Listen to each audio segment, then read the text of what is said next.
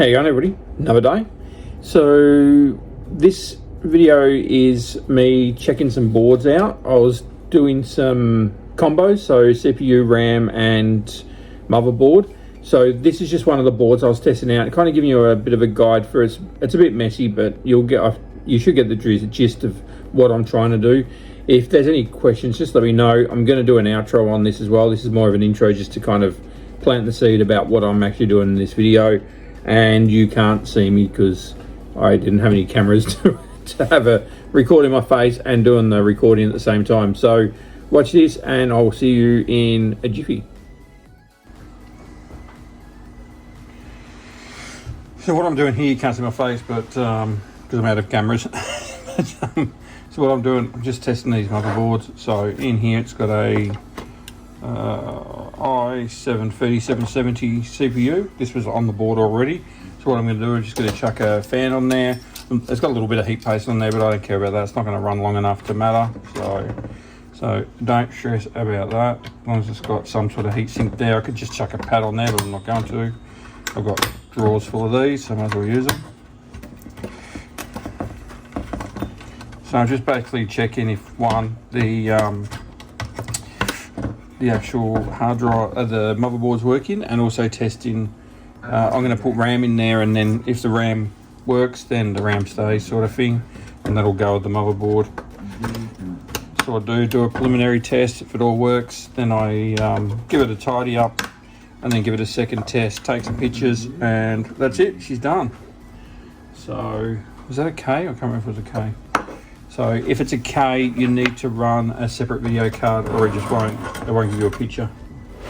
So this does have onboard video, but like I said, if it's a K doesn't have onboard ability. So just remember that if you are testing these.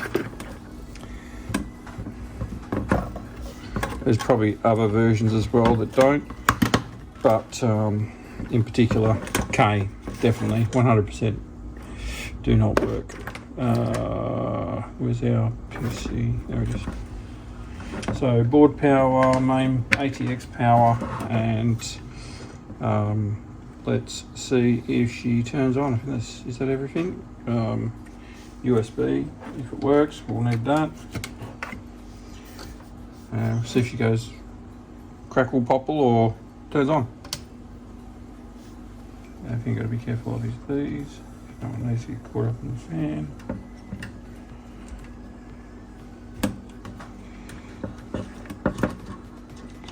Sit there for now. Alright, and then we just get our screwdriver, hit the button. Ooh, there we go. We got fan, got light, and we have picture. That's what we want, picture. Drop in the camera. Just going to detect, enter BIOS. And so basically all I want is this. So this tells me what it is. Let's have a look. Let's go. So we can see here it's a 3770, and we've got. No, it doesn't actually tell me the RAM there, does it? Oh, there we go. So let's go back. So total memory is 8, so it's only picking up 1. Because I'm pretty sure they're both 8s. 2,000 years later. Show what I'm doing. So I'm trying to be clever with this because you don't get not all the boards have 4 slots. A lot of them have only 2. Some have 1, but most of them are going to be, a bulk are going to be 2. You get your gaming boards, some will have 4, but like I say, not all of them. So the idea is get rid of some of that old RAM 4 gig sticks so we can chew up some stuff. And then on the boards with 4, we can use the two 8s to make 16. So the idea is to make 16. 16 is a good number in gaming. So not a perfect number, don't worry. There's never enough when you're a gamer. So there we go, that's better. So we've got 16 gig of RAM.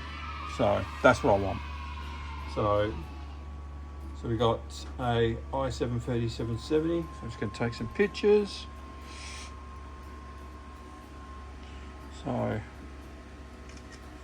i7 3770, and then we've got 8 gig of RAM. 16 gig of RAM, and that will keep everyone pretty happy.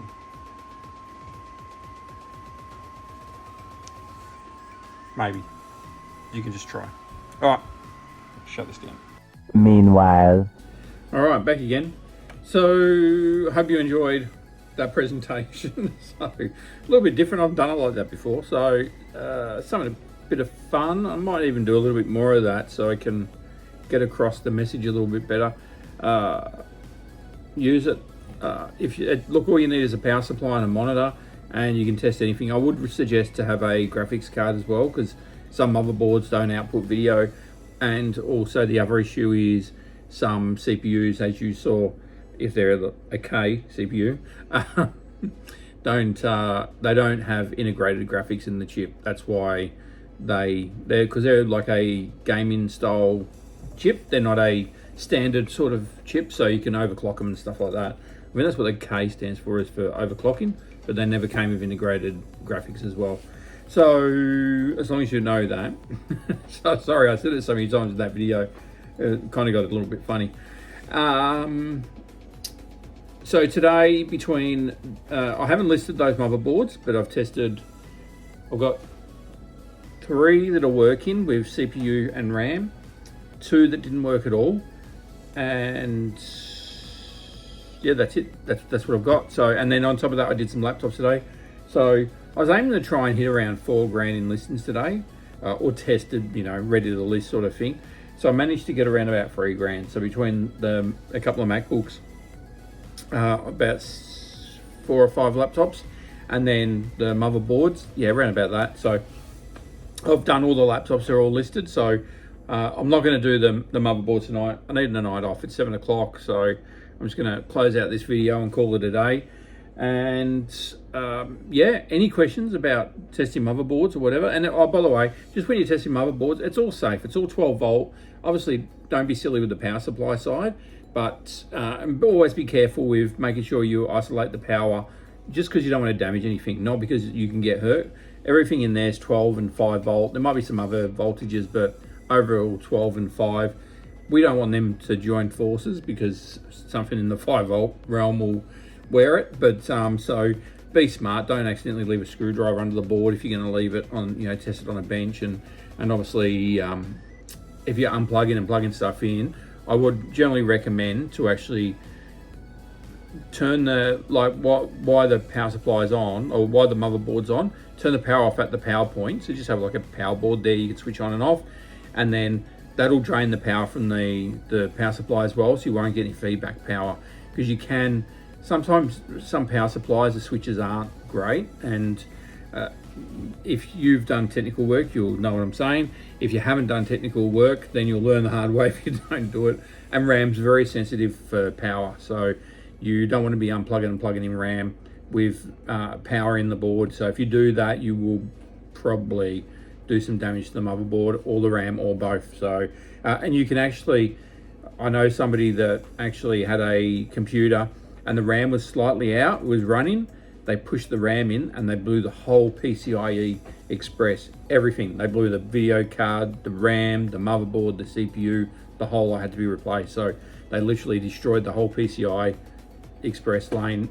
I've never seen it before. I've only ever seen it the once, but they cooked the whole computer. So yeah, so just be really careful with that and have fun with it. Any questions? Here to help. Otherwise, have a great afternoon, great night, great morning, whatever else, and I'll see you all tomorrow for episode, what are we at, like 35 or something. Have a good one, guys, girls, and everyone else.